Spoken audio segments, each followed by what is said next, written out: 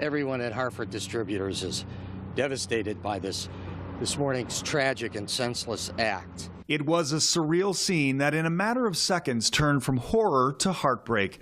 August 3rd, 2010, 34-year-old Omar Thornton arrives at work, about to be fired after his bosses at Hartford Distributors collected evidence that Thornton had been stealing from the company. As part of their investigation, they hired a private investigator to follow Omar, and the private investigator eventually videotaped Omar Thornton stealing product off the truck. Thornton moved methodically through the warehouse and offices, opening fire on his co-workers. I need the cops here at Hartford Distributors right away, shooting.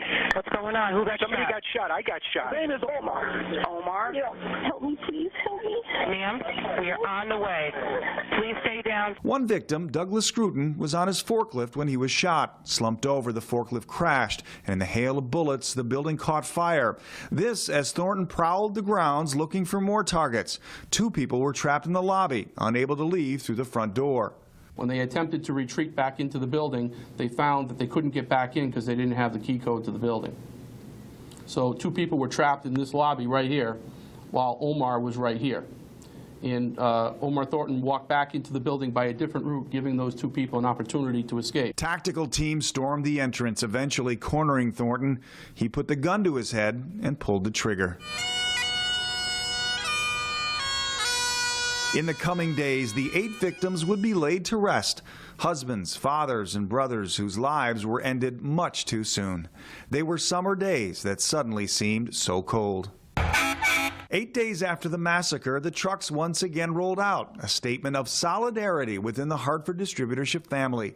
And 1 year after the tragedy, a memorial to the victims is taking shape.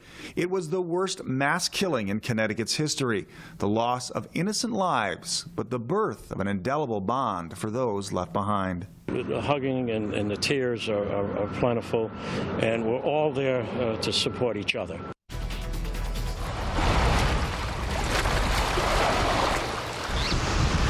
For sale, One Barrier Beach. Price tag, $10 million. The owner, the town of Stratford. They have a deal in place to sell it to the federal government. A deal that Mayor James Myron says is a good one. The transfer or sale to Long Beach West is going to still allow people to do what we're doing now. Walk, hike, fish, swim, fly a kite, enjoy nature. The difference is Fish and Wildlife is going to act as the caretaker of the property. Environmentalists have long eyed this parcel. It's the home to the piping plover, a federally protected endangered species. Right there is where they've determined, Fish and Wildlife, that the piping plovers are nesting. And as you can see by the cage area, there must be some eggs in there. But the real tug of war is over what the mayor calls a ghost town. Cottages that once were a summer paradise are now frozen in time. Some are in horrific repair or disrepair. Some are in pretty good shape. They're all dangerous. The beginning of the end was when this bridge on the Bridgeport side, known as Pleasure Beach, burned 15 years ago. And gone was the only way to get cars to the cottages. That, in essence, sort of started the whole process where the town determined it could no longer provide police, fire, and EMS services in a reliable or timely manner. So the leases were pulled and the cottage owners were told to vacate the premises.